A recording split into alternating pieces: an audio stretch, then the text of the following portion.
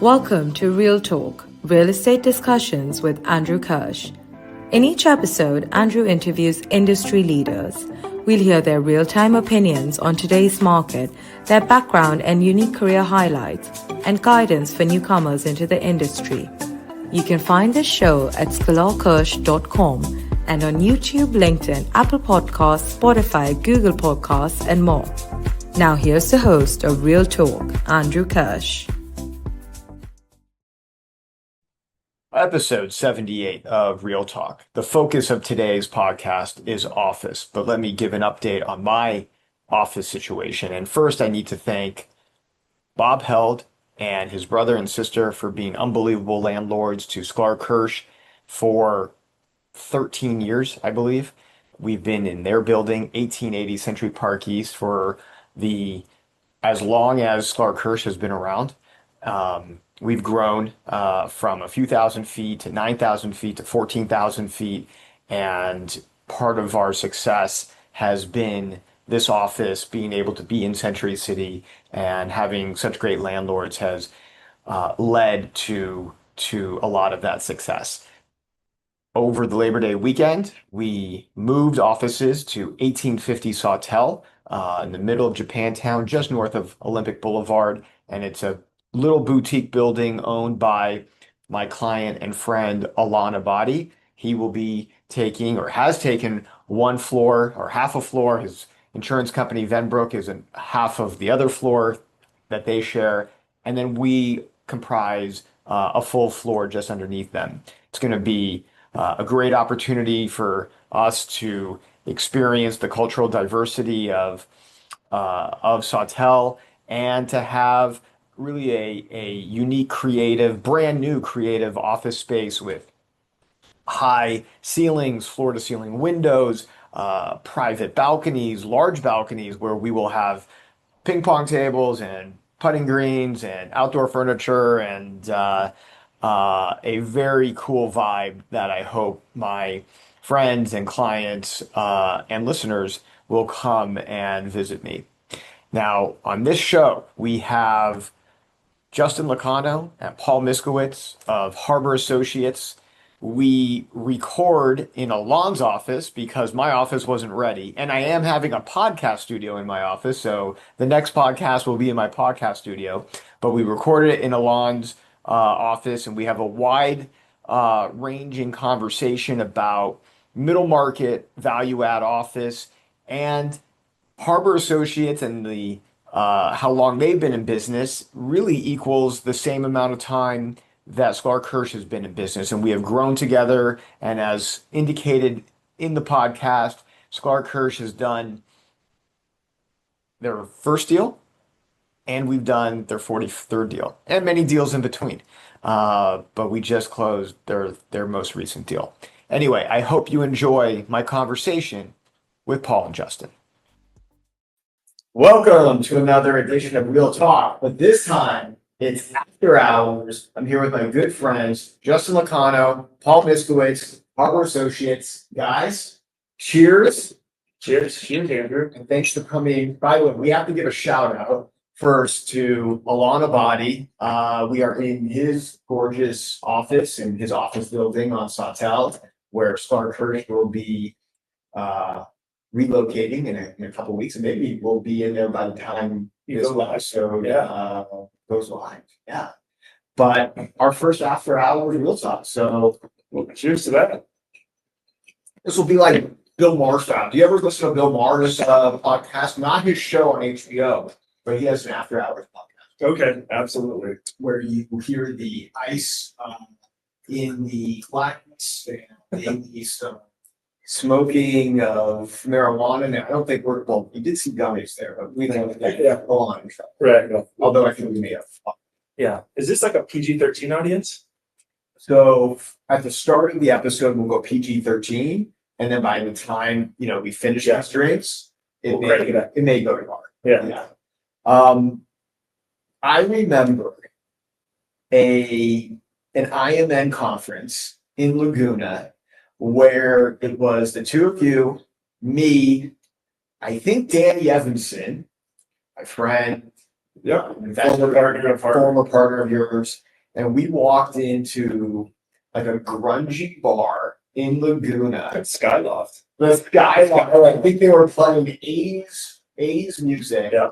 And someone said, Jesus Christ, the Green Bay Packers offensive line just walked in. I don't know if you remember that. Well, it's a Wisconsin native that tugs close to the heartstrings. So Yeah. I think you remember that. So, Well, Anthony, you've been here from the start with us. We were just talking before we started recording. Deal number one, Andrew, you helped us on. Andrew was also an early investor in one of our opportunities. And just last week we closed, I think, deal number 43. So, we just hit our 10-year anniversary earlier this year.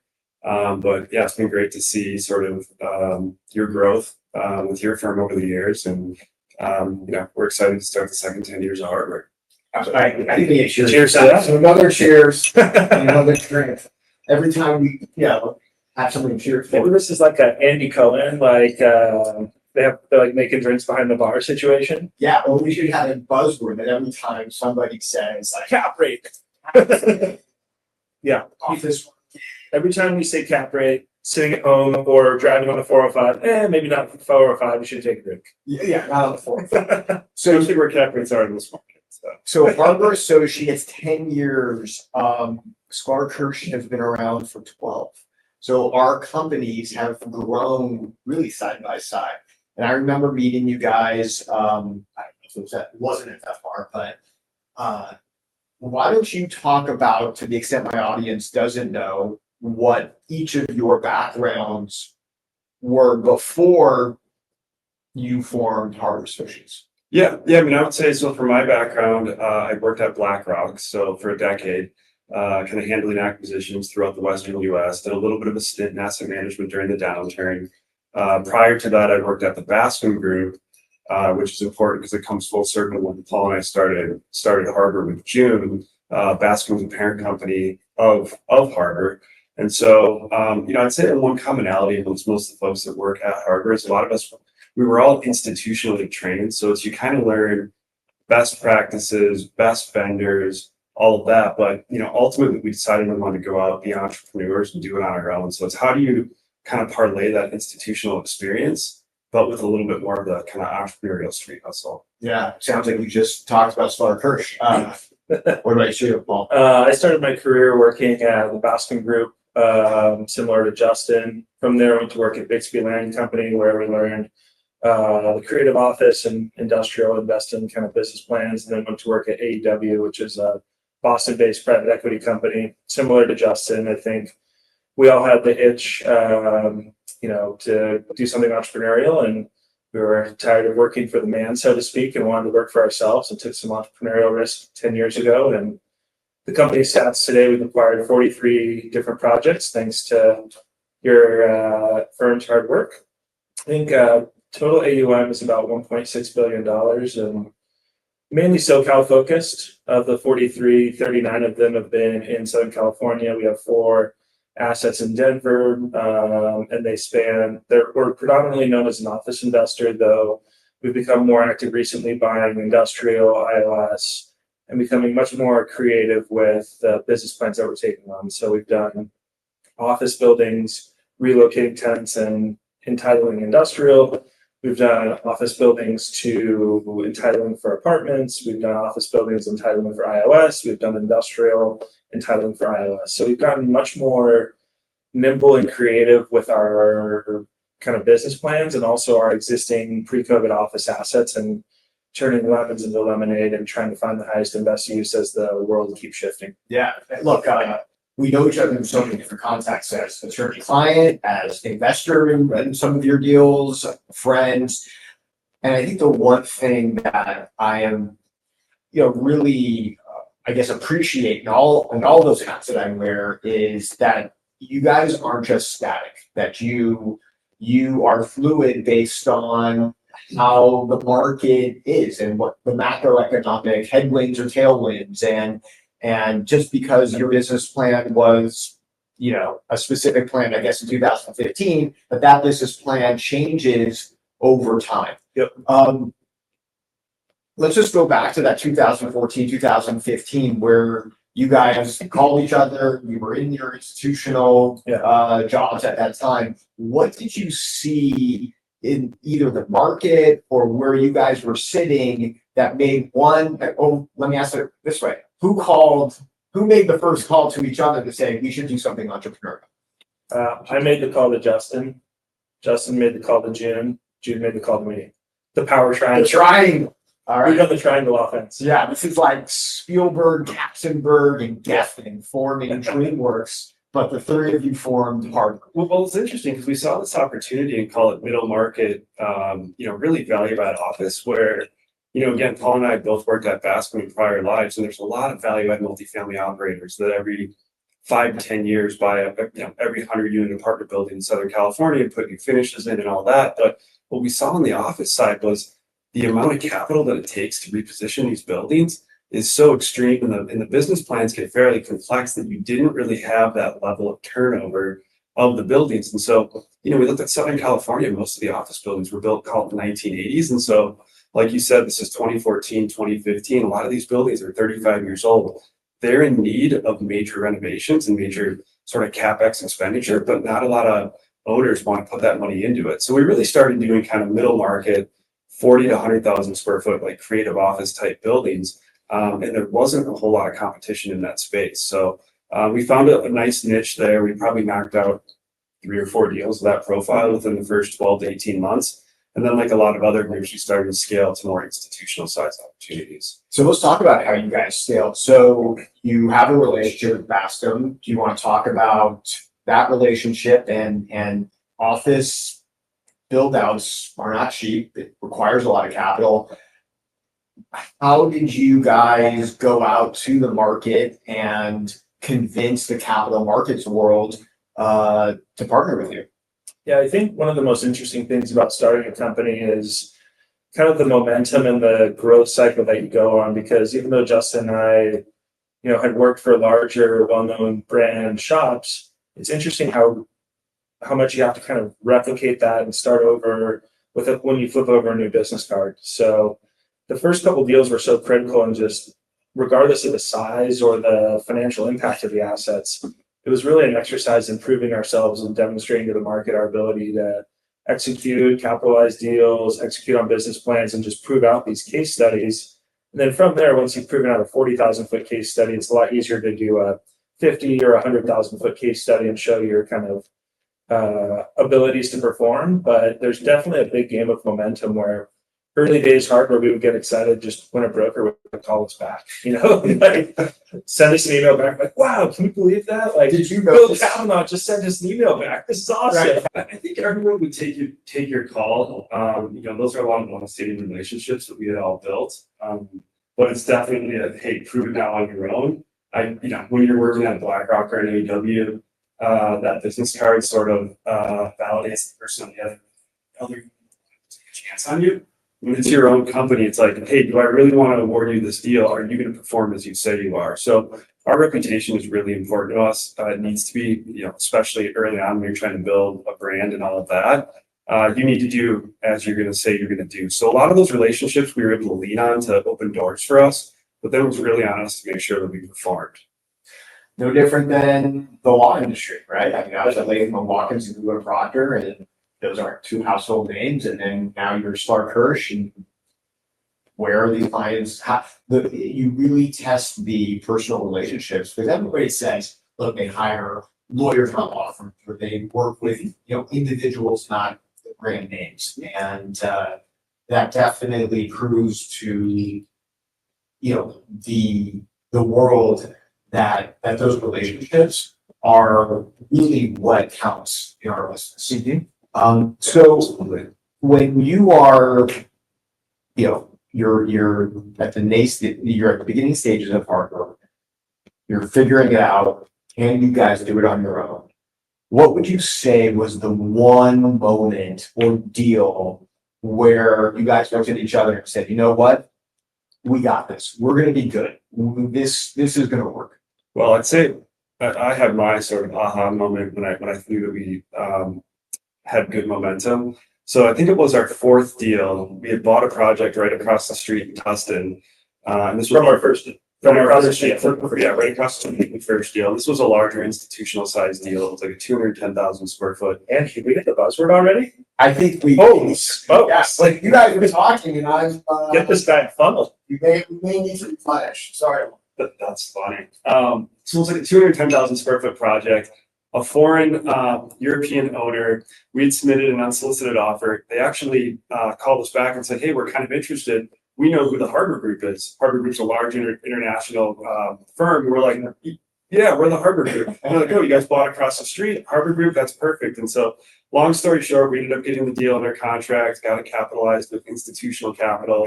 That was sort of our first, I'll say, 50 plus $1 million deal. But, it kind of took that break of a large, sophisticated, granted it was a European owner who didn't know maybe the ins and outs of our local market and who all the players were, but thinking that we were someone much different than we were. And it resulted in a $50 million deal that turned out really well for us. Cheers to Harbor Group International. Great, thank you guys. So, you felt good about leaving the institutional world. I don't think you ever feel good when you leave the institutional world, but I think the we made it as a company was the same thing that Justin mentioned, was that one particular transaction, and our thanks to the Harbor Group. Yeah, I mean, I would say stepping back, even like getting that first deal done, and you were talking about, how to get the challenges of getting, the first deal closed. We had a lot of capital partner relationships having been in the institutional world, but our first deal was call it a $5 million equity check. So we didn't know the players in the market for that type of a deal. And so, we hired an intermediary. We found a group out of the East Coast who was a great partner for us.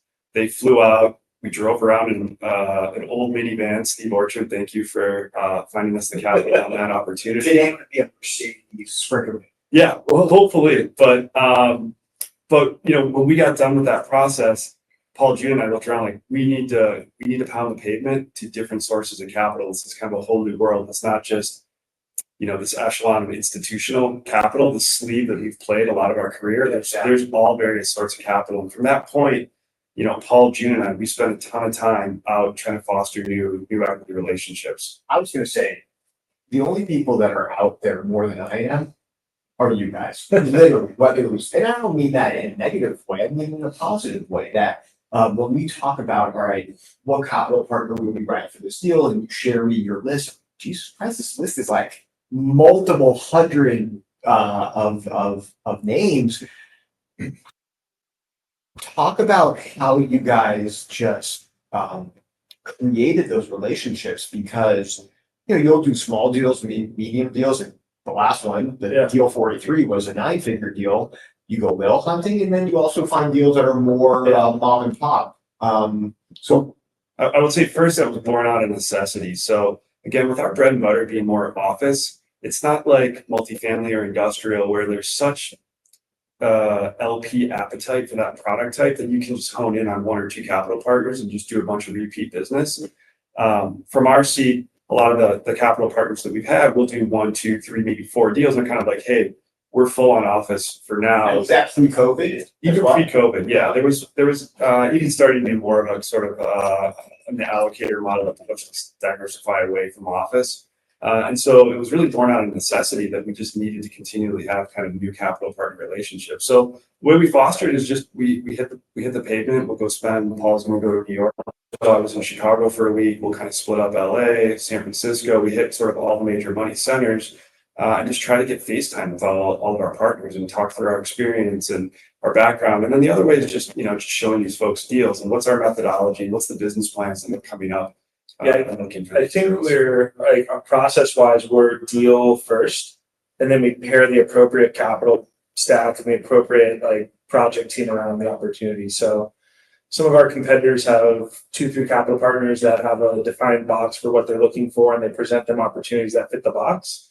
We kind of go the opposite way, where we find opportunities that we think are interesting. We write business plans around those opportunities that we want to capitalize on, and then we find the right capital for the right opportunity, not kind of the other way around. Yeah, and for example, in any given year, we probably make 100 offers, but if we're lucky, we'll buy 3 to 4 deals. This year we've only bought 1 deal. Last year we only bought 1 deal. So it's a lot of sifting on the front end from our team before we find something that we really want to sink our teeth into And so why would you say you only bought one deal in 24 and as of recording now, in late August or September, you've only bought one deal? Is it just because the sellers have not come to a realization that, on pricing and you guys are holding with your underwriting?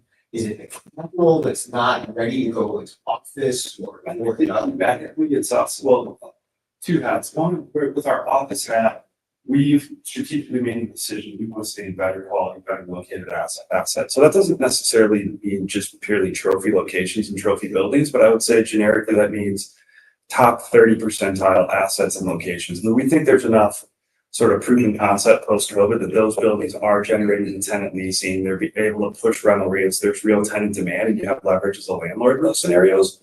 What we're really shying away from is just a pure commodity office that you can go buy, a B building in the downtown market at a 14 cap for $100 a foot. Yeah, and I think as value add investors, there's a lot of money to be made with those profile of deals. I think for us, when we look at deals with our whole team, it's like, how can we set up our asset management side of the shop to be successful? And if you're buying in some of these downtown markets, just because you're buying cheap, but if you look around and say, okay, well, at some point, everyone else in these B buildings is going to have a cheap basis as well. Now we have to look at the fundamentals of the market. And if they're 30 or 40% vacant or available, what's going to be that ultimate tenant demand, and how are we going to drive tenants to our building? So on purpose, we've been looking for kind of better quality office, where we've seen sort of post-COVID, there's been a lot of leasing activity. There's been, increases in rental rates. You go interview the tenants and they say, we love the environment here.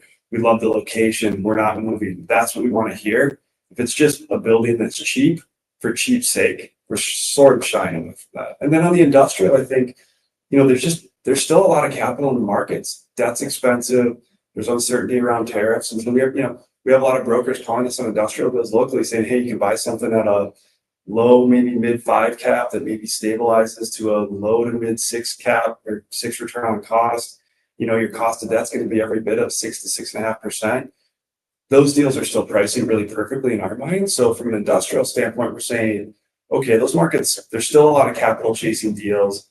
You really have to execute the business plan perfectly to hit an acceptable return. Why don't we just focus on submarkets that we've never been able to buy from an industrial standpoint? So we're spending more time markets like South Bay, where our cost of capital we've never been able to play historically, but that's great long-term real estate. So South Bay industrial to us is interesting today, and some of these other kind of more core industrial markets.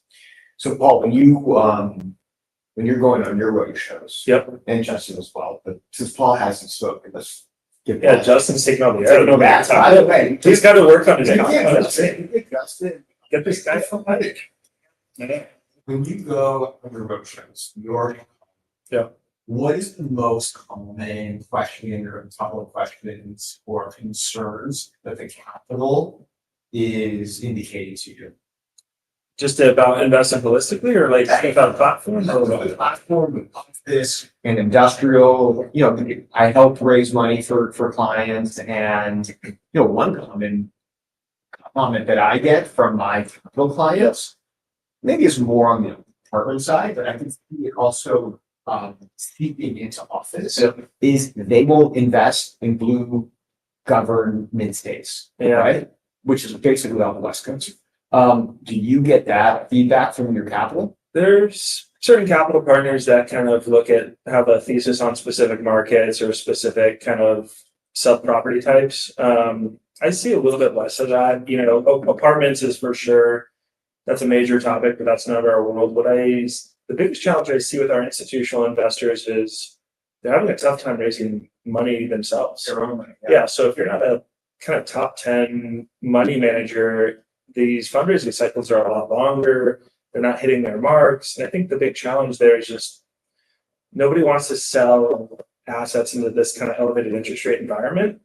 So everything's kind of getting plugged up, And so some big fund is going to get money from a, teacher's pension fund from some state, but it's stuck in another fund that needs to sell assets before that allocation makes it their way. So everyone's kind of bottled up with, hey, I got a $50 million allocation and it's coming and it's coming and it's coming. But, it's been really slow because no one wants to sell into this elevated interest rate environment where they're going to have to sell their assets at 10, 15, 20%, discounts to, what we think is hopefully around the corner. So yeah, the biggest challenge I think is people fundraising and putting money back into the system.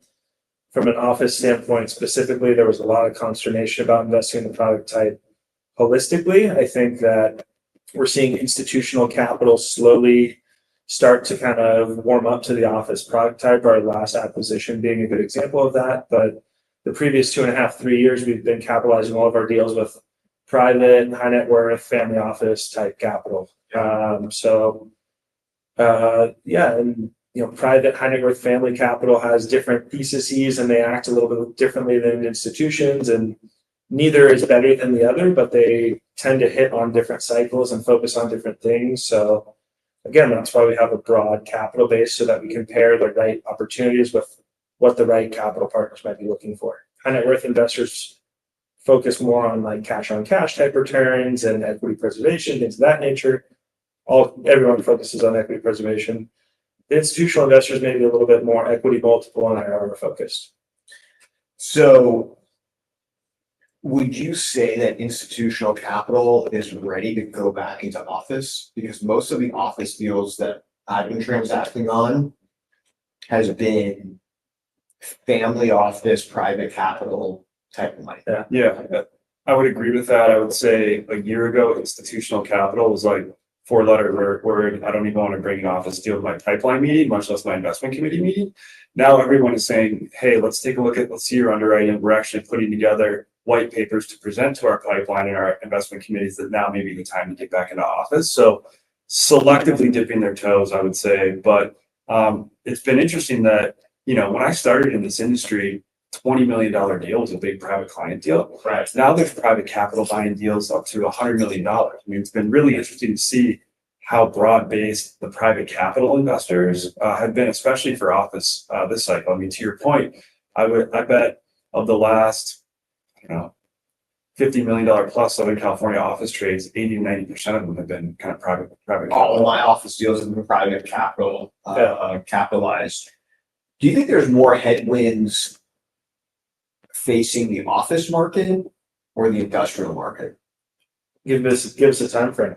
Now, Like in the last 30, 60 days? like starting now, or like I guess in the last quarter, let's say, because so you've got the bottom of the office market, you have COVID, maybe. Would you declare that the bottom of the office market was fourth quarter 23? I'll ask the question. I'd answer the question a little bit differently. Yeah. The fundamentals for office over the last quarter have been better than the fundamentals for industrial last quarter. And is it because of the tariffs that Trump has announced that the industrial market has flipped on its head? Like if we would have had this podcast a year ago, what would you have said? It was Industrial has fallen before the tariffs. Before the tariffs. Yeah. And I think from a capital market standpoint, office has just been battered as bad as it can be. So there's kind of nowhere to go but up. I mean, we look at the underwriting in all these office deals, and we are bashing all the variables that have meaningful impacts to the returns. Like if just one of these hits on the right cylinder, these deals are going to be great.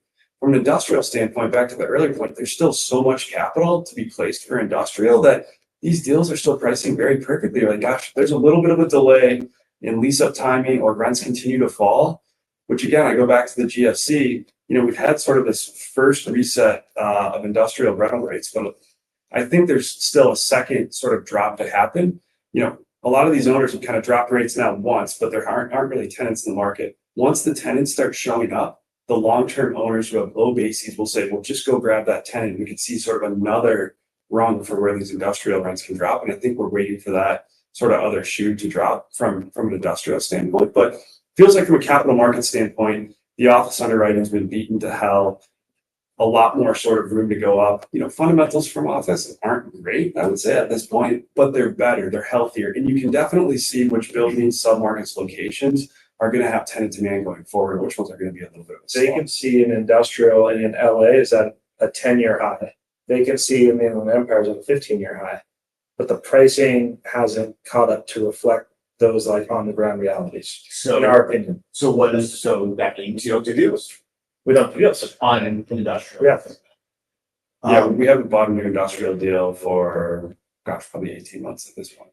And that's Southern California. Do you see markets that you guys cover where industrial is performing better? In Southern California, I think the strongest markets are in the Santa Clarita Valley, San Fernando Valley, San Gabriel Valley would be the strongest. There just hasn't been the same amount of new supply in those markets that there have been in the Inland Empire South Bay. Yeah, I mean, we're really focusing our new acquisition efforts mostly in Southern California at this point. There's such distress across all property types. We're saying, let's just focus in our backyard. I mean, it's important for us when we talk, one, put business plans together for ourselves, but talk to LPs that we can say we're experts within this specific market and product type. And so, you know, we're a small shop. There's 8 of us in total. If we spread ourselves too thin, how are we going to go convince our LPs, our parent company, everyone else that we're experts in all these different markets and all these different product types? So it's focusing on Southern California and just drilling in deeper. So when you said you have 8 people in your shop and you have expanded into industrial, how do you educate or inform the brokerage community? Harbor Associates is known as an office shop, but you are including industrial into your portfolio.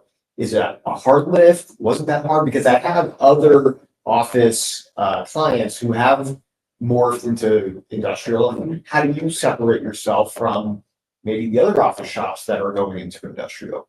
So I guess the question is, how do you get the word out where, hey, look at us for industrial deals. We've done office and now we're incorporating industrial into our portfolio. I think it's just hand-to-hand combat, meetings, coffees, old school, like just direct touch relationship management. But when we buy industrial acquisitions, we make sure that we, let the market know about it as well and, put the word out. And then that kind of goes back to starting Harbor as an office shop. You start small and then you kind of work your way up. And so that's kind of how we built the industrial under the shop as well. Yeah, and I think a lot of that too is just kind of going back to some of the earlier points and doing what you're saying. So if we go out and do a lot of also hand-to-hand combat meetings with these industrial brokers. If they send you a deal, give them quick feedback. Hey, this is where we're at on pricing. This is how we're underwriting the deal. Let us know if we're missing anything, and just build that rapport organically. I think that's kind of the best way, and frankly, why we still love real estate. It's a people business. Yeah. And so it's just getting out there, kicking tires, and talking to folks. So I'm currently in Century City, obviously moving to Sawtelle, West LA. And if we just talk about Century City for a second, I feel like at the institutional level, the A-class office buildings, the tenants that need, let's call it, over 50,000 feet, maybe over 100,000 feet, there's a very few options. Yep. And rental rates are going up. But then there's a segment of, even in Century City, of the 10,000 under. You can almost undertake it. You can go to any of the BEP minus buildings within Century City market, and those landlords are struggling. They can't get any tenants, it seems like. So it's like it's the tale of two cities where it's such a tight market for those that need 50 to 100,000 square feet and off of class A office, and the landlords that are trying to rent just like 5,000 office, 5,000 square foot office, they can't even get that. What's going on? I would say with that, maybe is it Century City, or can you see it? You segmented it by size. I would segment it more by asset quality. So even in a plus location like Century City, you have different. In an A building, the availability is going to be remarkably lower than in a B building, even in Century City. And we're seeing that dynamic play out in all of our markets. The demand of TIs and amenities of these tenants. Even all tenants are fighting this return to offices. Okay, we need to entice our employees back to the office, and let's get in better office space to do that. And so for a lot of these companies, the bottom line is still the same. We're shrinking our footprint by 30% from where we were from an office utilization standpoint pre-COVID. That gives us 30% more rent, effectively being paying a smaller footprint. So they're going into better buildings as a way to entice their employees. I mean, we're seeing it play out through and through. So we're in a long body space.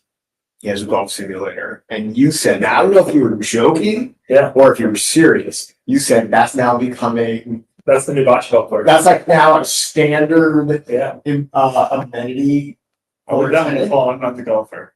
Amenities go on runs, and the golf simulator is the new bocce ball. Yeah. I mean, I think really it's taking the office experience, which maybe used to be a little sterile, and adding in like hospitality elements. And so the purchase that we just made, we did the tenant interviews. Every tenant was talking about how they love the hospitality feel, the environment, and the campus, and all of that. And so people are looking more from their office experience than just purely four walls while they get their work done.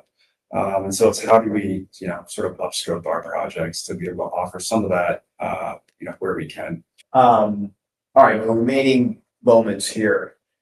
You guys, I'm not gonna call you old, because you're certainly not. Excuse you? I'm old. I turned 50. Got 40. It's my 44th birthday. Today. 44th? Today. Today? Wait, you're celebrating your birthday? Yeah. On Real Talk. Today, by the way. Having some scotch, having some dinner. This is great, Andrew. I feel like we need to do something big. You got to tee them up for some like big gangbuster question that goes viral here. Oh my God. I talked to a lot of people who were in your position, W and BlackRock. Yep. And the longer they stay, the harder it is for them to leave. Mhm. But they've seen their promotes get eviscerated after what we've seen in the last 2 to 3 years. But it's just so comfortable, I guess, with that salary that they are earning. But I know that in their soul, they want to be where you guys are. What guidance, what feedback can you give those people who were sitting where you are and they just don't know if they can make the leap? You want to take that one? Is that my gangbuster? Is that my gangbuster call? No, I mean, I think being an entrepreneur, like at some point, that gnawing sensation just becomes sort of too overwhelming to kind of ignore. Yeah. I think some of the things you can do to prep yourself to do that, keep a low monthly nut. When we started our company, we took no salary for I think better part of a year. That makes it much more difficult if you've got big mortgage, private schools for the kids, and all that. Because burn rates with our parent company on GP capital we had borrowed to kind of start the company could get spicy if you don't kind of plan accordingly that way. But I think you also need to find what's your niche. What can you go sell to LPs that you have expertise in as well? So just saying, hey, I want to be an entrepreneur. I think it looks fun to start a real estate operating company, but what exactly is your area of expertise that you can go convince someone to put up 80-90% of the capital in a deal? So I think that would be sort of my couple of quick tips on that. Yeah, I agree with that too. And if you want to be an entrepreneur, there's only kind of one way to do it. You jump into the deep end, and you're never fully prepared for all the things that are going to come at you. But there's an element of learning on the job that you have to do. Like having an institutional background and pedigree helps prepare you for some of it, but you've got to just kind of be light on your feet and react to things as they come up in real time. Yeah. I mean, how would you answer that question? Or who have you seen be successful? Yeah. But what are the common traits amongst the groups that have done it? Honestly, it's just having the belief in yourself, because it's what we talked about before. There's so much maybe fear that once I get rid of this institutional business card, that nobody's going to answer my phone calls and emails. And that's why you need to relate to people on a personal level. Here's another question now that I'm interviewing you. Oh, here we go. What do we need? Do we need a refill? What do you think the success rate is for people that maybe in the last 3 years or 5 years that have gone around? Like, what percent have made it? What percent are in some kind of a floundering, having a difficult time state? I'm not going to be able to tell you, exactly. That's But I think what I can tell you is those, let me go back to the answer that you got. Or when you volunteer of how many deals you've done in the last 2 years, one per year. That to me tells me that you guys are true fiduciaries of your investors' money. And I'm not saying that to just blow smoke up your ass because I am an investor, but I say that because I see clients of mine and others that we all know in the market who are transacting for the sake of transacting because they need to feed the beast that they have created. So it's whether it's a law firm and not getting over your skis, or whether you're a real estate company and not getting over your skis and not having too much overhead, because overhead then clouds your judgment as to the deals that you need to do, because you need those acquisition fees and asset management fees in order to pay all these fees. And when the cycle changes, and we've had a lot of changes just in the last 5 years, shit, you go March of 2020 to today. I mean, we've gone COVID to then, obviously office has had more of challenges even coming out of COVID 21, 22, but for a lot of life, that's 21, 22 go days, and then summer of 22, interest rates spike, and now it's, oh my God, what are we going to do for the next 2 years? And things have been thought of the last 6, 12 months. But I think just being conservative and sticking to your principles and your underwriting and not getting too caught up of more, because those, my clients that did, shit, we're doing a lot more defensive work for them than offensive work. Makes offensive work is insanely more fun than defensive. Yeah, it has to start with the deal. To one of Paul's earlier points, like it has to start with a deal that makes sense, that we're excited about. We can put a business plan around, and then we go from there. And like I said, out of 100 offers we make, that might be, 5 deals ultimately at the end of the year that we get really excited about with where pricing ends up that we think we could do something with. And maybe we get 1, 2, 3 of those deals kind of at best. So yeah, got to keep yourself nimble, light. You don't want to have huge overhead to where you're just trying to do deals from a fee standpoint. And I'd say the other thing about taking the leap, though, it sort of felt like I didn't see the risk as being that big. I felt like if Harbor failed, I could always go back and get another institutional job. A lot of shops would probably say, "Hey, great, you think that's was pretty cool. You took a chance and tried to do something on your own." But gosh, when you're working on that first deal, it's a 40,000 square foot project. It's like someone took real estate from like the black and white vision and turned on like color TV. I'm like, oh, this is so vibrant, so real, and this is our deal. And this is a little $10 million, 40,000 square foot deal relative to the 9-figure deals we were working on in our prior institutional lives. It's yours. It's yours. If I were to distill it down, we started the company, we made half as much money, we worked twice as much, and we were 3 times as happy. Yeah. It's like a good kind of way to distill it down. Look, no different than in my business. It's I tell people who want to make the leap from a institutional law firm to more of a mid-sized entrepreneurial firm. At first, you're going to take a hit complex. You're not just you're billing at 1,600 an hour, and you're going to divide your billable rate by half. Math says you're going to have to get less, and if you don't think that, then you're not right for you're not law firm. But you will be infinitely more happier. You will likely make more money if you bet on yourself and have clients that call you their lawyer as opposed to some large institutional law firm where you're just another cog in that wheel. Right. The relationships are stickier, the more personal. You're going to be working harder because you're treating it like your investors are like your family members. My clients are like my family members. My wife and kids know all of your names because you are like family.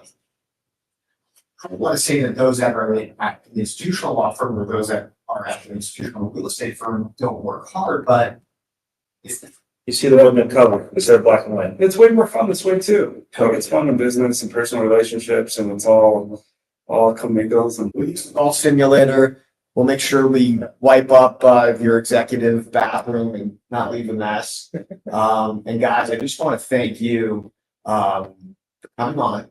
But more than that, just your friendship and our relationships it's been 10 years, and I can't wait for the next 10 or 20. Deal 1 and deal 43. We're full circle right here. You're going to come back on the show when it's deal, I don't know, 100. 100? Yeah. Let's do it. Thank you so much. You got it. Paul. Thank you. And the reason why we're sitting is because they would tower over me if we were. Anything. Anyway, We average 6 feet, the three of us. there you go. That's another episode of Real Talk. You've been listening to Real Talk, Real Estate Discussions with Andrew Kirsh. You can catch prior episodes at sklarkirsh.com and on YouTube, LinkedIn, Apple Podcasts, Spotify, Google Podcasts, and more. Thank you for your positive reviews, comments, and for sharing this show with others.